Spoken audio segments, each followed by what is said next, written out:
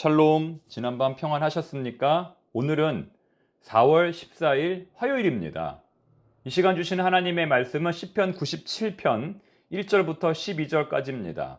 기쁨의 이유라는 제목으로 주의 말씀 증거하겠습니다. 미국에는 난임과 상실의 아픔을 겪는 가정을 돕는 사라의 웃음, 사라즈 레프터라고 하는 단체가 있습니다.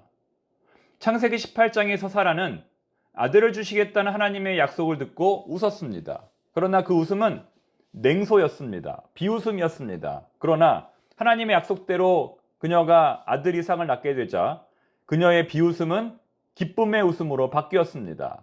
창세기 21장 6절 말씀, 사라가 이르되 하나님이 나를 웃게 하시니 듣는 자가 다 나와 함께 웃으리로다. 시편 30편 5절 말씀, 그의 노염은 잠깐이요 그의 은총은 평생이로다. 저녁에는 울음이 깃들일지라도 아침에는 기쁨이 오리로다. 이 말씀들처럼 하나님께서 우리를 다스리기 시작할 때 우리의 절망은 기쁨으로, 우리의 좌절은 소망으로 바뀝니다. 즉, 우리가 기뻐해야 하는 이유는 감정이나 환경 때문이 아니라 하나님 때문이어야 한다는 겁니다.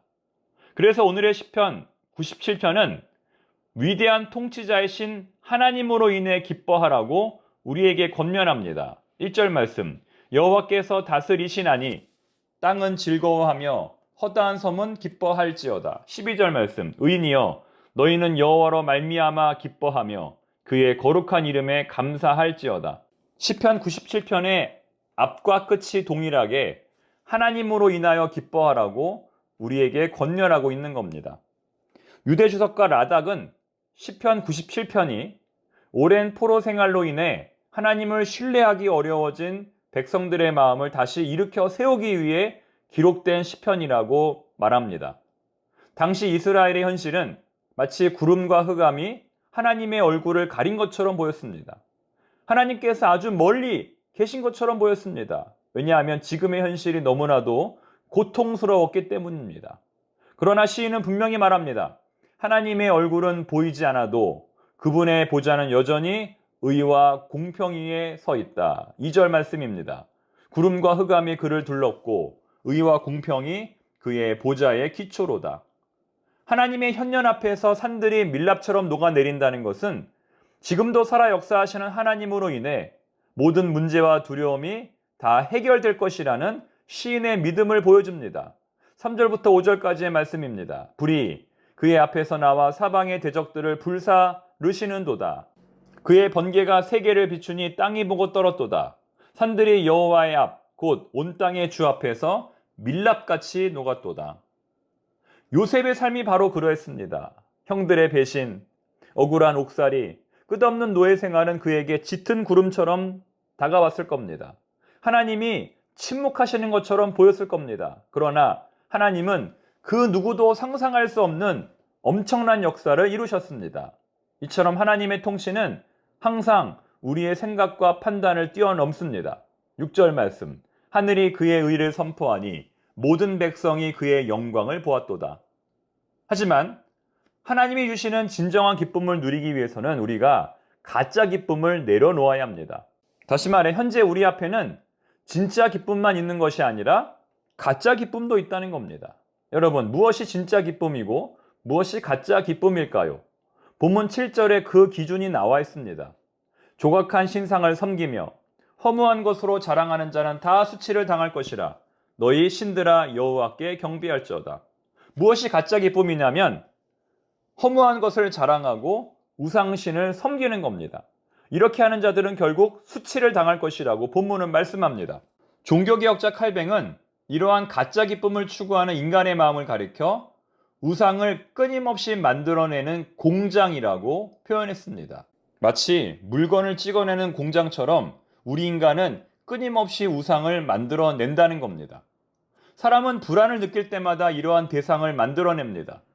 돈, 권력, 술, 담배, 여러 중독을 일으키는 물질들 모두가 인간이 불안을 이겨내기 위해 만든 것들입니다. 이러한 것들은 진짜 기쁨이 아니라 가짜 기쁨입니다. 이러한 기쁨은 금세 사라집니다. 이러한 기쁨은 맛보면 맛볼수록 우리를 더 공허하게 만들고 우리를 멸망으로 이끌 뿐입니다. 그러므로 우리는 진짜 기쁨을 누려야 합니다. 만유 위에 계신 하나님으로 인해 누리는 진짜 기쁨은 우리 영혼에 참된 안식과 평안을 가져다 줍니다. 8절 말씀, 여호와여 시온이 주의 심판을 듣고 기뻐하며 유다의 딸들이 즐거워하였나이다. 여호와여 주는 온 땅 위에 지존하시고 모든 신들보다 위에 계시니이다. 하나님은 당신을 사랑하는 자들을 위해 친히 진짜 기쁨을 준비해 두셨습니다. 11절 말씀, 의인을 위하여 빛을 뿌리고 마음이 정직한 자를 위하여 기쁨을 뿌리시는도다. 우리는 세상이 주는 가짜 기쁨이 아니라 하나님께서 주시는 진짜 기쁨을 누려야 됩니다. 참된 기쁨은 감정에서 시작되지 않습니다. 참된 기쁨은 하나님이 내 인생의 최우선순위가 될 때 내 안에서 넘치게 됩니다. 그래서 하박국 선지자는 모든 것이 무너지는 절망적인 상황에서도 이렇게 고백할 수 있었던 겁니다. 나는 여호와로 말미암아 즐거워하리로다. 지금 눈앞에 펼쳐지는 상황이 아무리 절망적일지라도 하나님으로 인하여 모든 것이 합력하여 선을 이룰 것이라는 믿음의 고백입니다. 우리도 하박국 선지자처럼 현재의 상황과 처지에 상관없이 온 세상을 통치하시는 하나님으로 인해 기뻐하고 감사할 수 있기를 바랍니다. 사랑하는 교우 여러분, 현재 우리의 주변에서 벌어지는 여러 사건들을 볼 때 때로는 하나님이 과연 살아계신지, 하나님이 과연 이 세상을 통치하고 계신지 의심스러울 때가 있습니다. 하나님이 계신데 어떻게 이런 일이 생길 수 있겠는가? 그러나 오늘의 본문은 반드시 때가 되면 하나님의 약속이 성취되고 의인이 승리할 것이라고 말씀합니다. 여러분, 어떤 사람이 믿음 있는 사람일까요?